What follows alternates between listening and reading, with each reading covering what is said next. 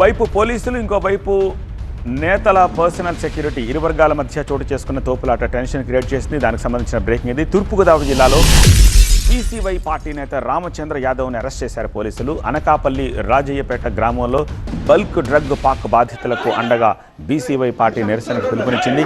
రాజమండ్రి నుంచి అక్కడికి వెళ్లేందుకు యత్నించిన పార్టీ నేత రామచంద్ర యాదవ్ను పోలీసులు అదుపులోకి తీసుకున్నారు. అనకాపల్లికి వెళ్లేందుకు వీల్లేదంటూ రాజమండ్రి షెల్టన్ హోటల్లో అడ్డుకున్నారు.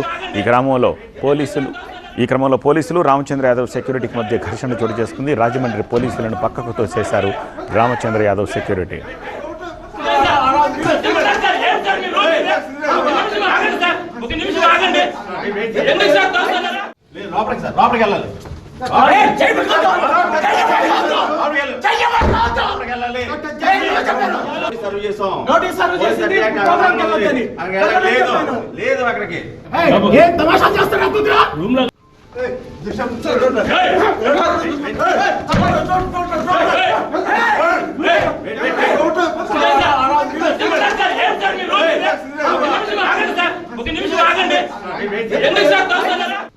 నోటీస్ తీసుకున్నాను, వెళ్ళనని చెప్పి రిటర్న్ నేను సైన్ చేసి ఇచ్చాను. మళ్ళీ మీరు ఇక్కడ హోటల్లో అడ్డుకోవడం కరెక్ట్ కాదు.